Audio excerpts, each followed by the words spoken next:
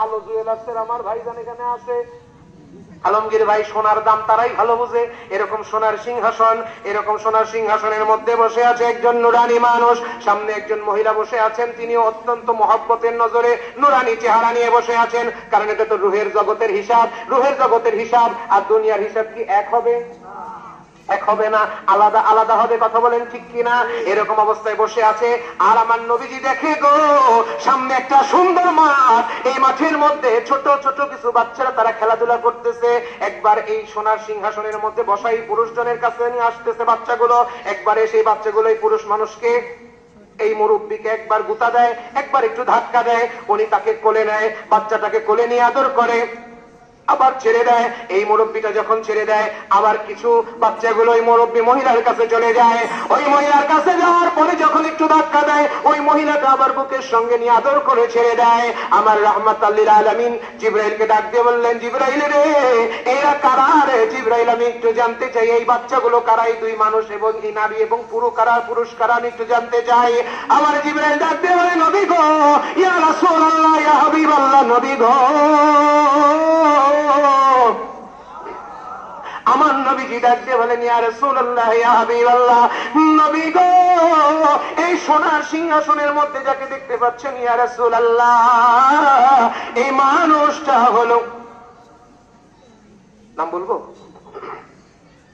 এই এই মানুষটাকে, ওই মহিলা রমণীটাকে, আবার এই বাচ্চাগুলো যারা খেলাধুলা করতেছে, এরাই বা কারা? আমি একটু বলতে চাই, তবে একটু গুরুস্থানের মাহফিলের জন্য এই মুহূর্তে আমি বেশি না ৫,০০০ টাকা একজনের কাছে চাই।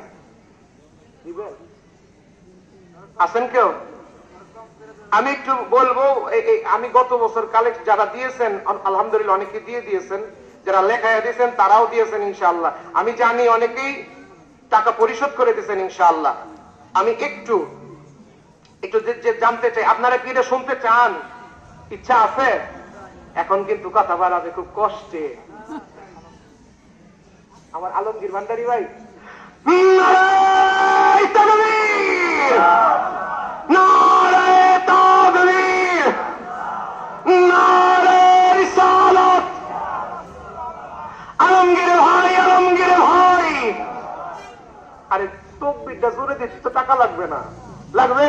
একটু জোরে বলেন না, নারায়ে তাকবীর। আমার আলমগীর ভান্ডারী, আমার ভাই আলো জুয়েলার্সের মালিক, আমি তার কাছে চাই নাই, আমি আপনাদের কাছে চাইছিলাম।